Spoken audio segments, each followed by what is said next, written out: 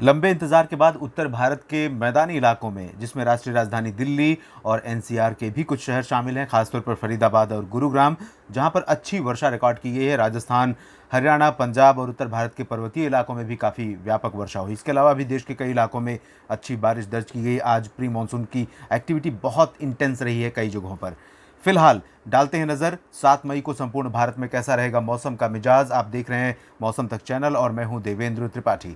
बादलों की ताज़ा स्थिति इस समय की आप देखें, ये 6 मई के शाम 5 बजे की बादलों की तस्वीरें हैं, सैटेलाइट से ली गई। उत्तर भारत के पहाड़ों से लेकर मैदानी इलाकों तक इंटेंस क्लाउड कन्फिग्रेशन है। साथ ही साथ मध्य भारत के ऊपर भी क्लाउड हैं और पूर्वोत्तर भारत में भी घने बादल हैं। मौसमी सिस्टमों की बात करते हैं। इस समय एक ट्रफ रेखा, जैसा कि हमने बताया था कि पंजाब से लेकर असम के ऊपर तक एक ट्रफ रेखा बनी हुई थी, अब उस ट्रफ का जो दायरा है वो सिकुड़ा है, संकुचित हुआ है और ये ट्रफ लगभग इस तरह से आ रही है, मध्य प्रदेश के पूर्वी भागों पर पहुंची है।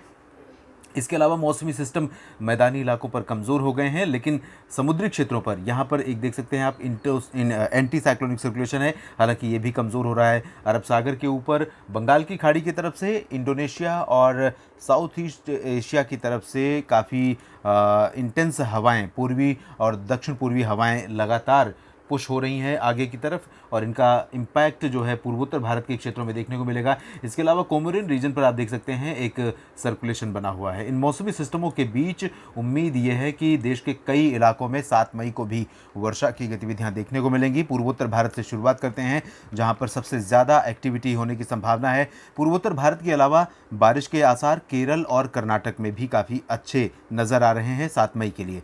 पूर्वोत्तर भारत में असम, मेघालय, अरुणाचल प्रदेश और नागालैंड ये जो इलाके होंगे, साथ ही साथ मणिपुर, मिजोरम और त्रिपुरा, ये 7 सिस्टर्स स्टेट जो हैं नॉर्थ ईस्ट इंडिया के, इन सभी क्षेत्रों में कई जगहों पर हल्की से मध्यम, कुछ एक स्थानों पर मूसलाधार वर्षा हो सकती है आगामी 24 घंटों के दौरान। और बारिश के साथ साथ यहाँ पर लाइटनिंग स्ट्राइक, थंडरस्टॉर्म की हलचल भी हो सकती है और तेज़ हवाएं भी चल सकती हैं। कुछ जगहों पर 40 से 60 किलोमीटर, तो कुछ एक इलाकों में थोड़े समय के लिए 70-80 किलोमीटर प्रति घंटे की रफ्तार से हवाएं जा सकती हैं और हवाओं की वजह से यहाँ पर काफ़ी डैमेजिंग वेदर इवेंट हो सकते हैं। तो बहुत सावधान रहने की ज़रूरत है जब भी मौसम बिगड़ेगा, खासतौर पर दोपहर के बाद, क्योंकि ये समय जो है प्री मानसून का सबसे पीक समय है जब इस तरह की गतिविधियाँ यहाँ पर देखने को मिलती हैं। इसी तरह से पूर्वी भारत के क्षेत्रों में झारखंड और गंगीय पश्चिम बंगाल का समूचा क्षेत्र प्रभावित होगा।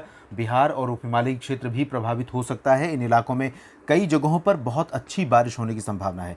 उप हिमालयी पश्चिम बंगाल यानी सिलीगुड़ी, जलपाईगुड़ी, दार्जिलिंग और सिक्किम, इन सभी क्षेत्रों में जो उप हिमालयी पश्चिम बंगाल से सटा हुआ क्षेत्र है, इन सभी इलाकों में कई स्थानों पर हल्की से मध्यम वर्षा के आसार हैं। कुछ एक स्थानों पर तेज़ बारिश भी हो सकती है पूर्वोत्तर राज्यों की तरह ही। और मैदान नीचे चलें अगर हम गंगीय पश्चिम बंगाल की तरफ, तो यहाँ पर कोलकाता और मेदिनीपुर समेत दीघा और दक्षिण 24 परगना, उत्तर 24 परगना, इन सभी क्षेत्रों के साथ साथ झारखंड के अधिकांश शहरों, उत्तरी ओडिशा, उत्तरी छत्तीसगढ़, इन सभी भागों में और बिहार के तराई वाले क्षेत्रों में कई स्थानों पर हल्की से मध्यम, कुछ एक जगहों पर तेज़ बारिश होने की संभावना नज़र आ रही है। बिहार में किशनगंज, सुपौल, अररिया, पूर्णिया और पूर्वी तथा पश्चिमी चंपारण, सीतामढ़ी, मधुबनी, इन सभी इलाकों में ज़्यादा इंटेंसिटी रहने की संभावना है। और अगर हम दक्षिणी हिस्सों की बात करें तो भागलपुर, नवादा, जमुई, बांका से लेकर सिवान, कटिहार और पटना, गया, इन सभी क्षेत्रों में अपेक्षाकृत ज़्यादा इंटेंस एक्टिविटी नहीं होगी, लेकिन बादल आ सकते हैं और धूल भरी आंधी के साथ कहीं कहीं पर गरज के साथ वर्षा इन भागों में भी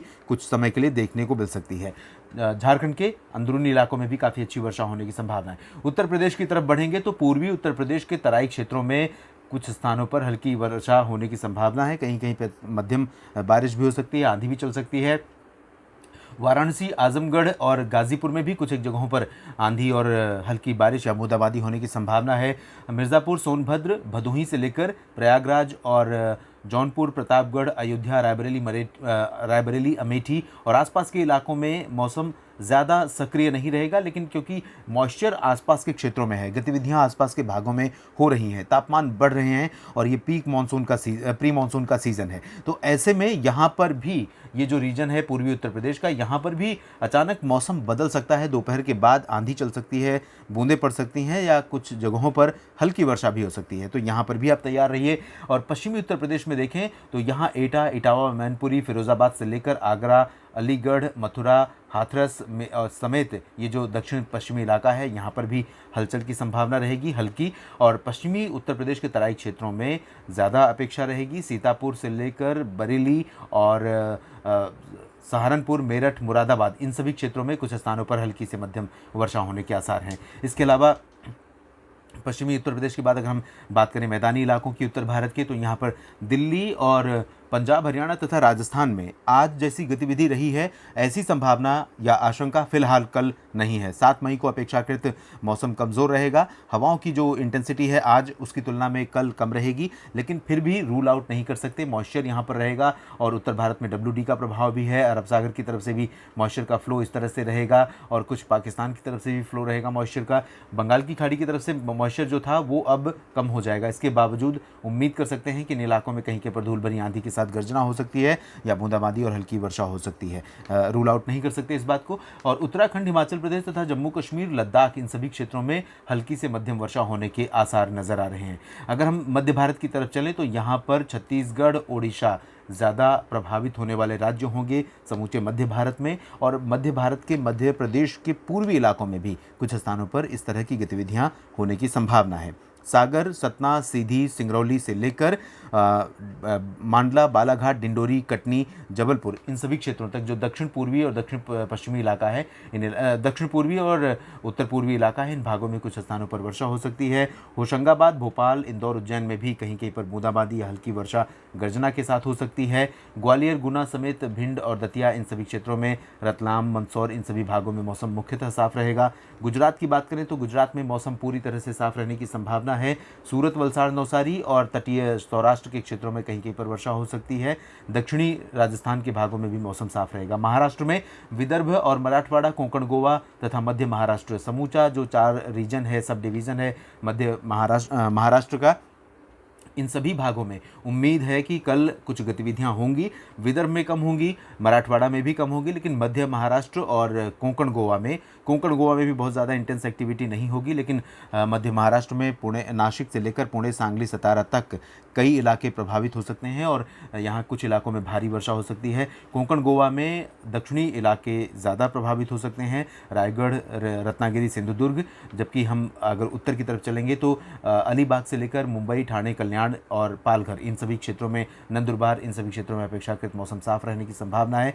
लेकिन मुंबई के सटे जो दक्षिणी उपनगरीय इलाके हैं, नवी मुंबई और आसपास के हिस्से, इन भागों में कहीं कहीं पर गतिविधियां हो सकती हैं और मुंबई में भी बादल छा सकते हैं, बूंदाबांदी हो सकती है। तेज़ वर्षा की संभावना मुंबई में फिलहाल नहीं है। दक्षिण भारत की तरफ चलें तो यहाँ पर देख सकते हैं कर्नाटक और केरल में सभी जगहों पर वर्षा होने के आसार हैं और तटीय इलाकों में ज़्यादा प्रभाव रहेगा। अंदरूनी इलाकों में अपेक्षाकृत ज़्यादा इंटेंस वेदर एक्टिविटी संभावित नहीं है। बेंगलुरु में भी यहाँ पर उम्मीद कर सकते हैं, लेकिन बेंगलुरु जो तटीय इलाका है यहाँ पर ज़्यादा संभावना रहेगी, बेंगलुरु में कम रहेगी। और केरल में कोचीन से लेकर त्रिवेंद्रम से लेकर वायनाड और मलप्पुरम, पलक्कड़, इन सभी जगहों पर वर्षा होने के आसार हैं।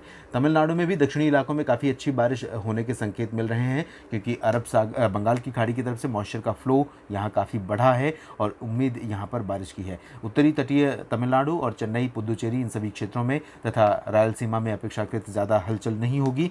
तेलंगाना और उत्तरी तटीय आंध्र प्रदेश के कई इलाकों में वर्षा होने के संकेत हैं। इन भागों में कई जगहों पर हल्की से मध्यम तो कुछ स्थानों पर तेज़ वर्षा हो सकती है।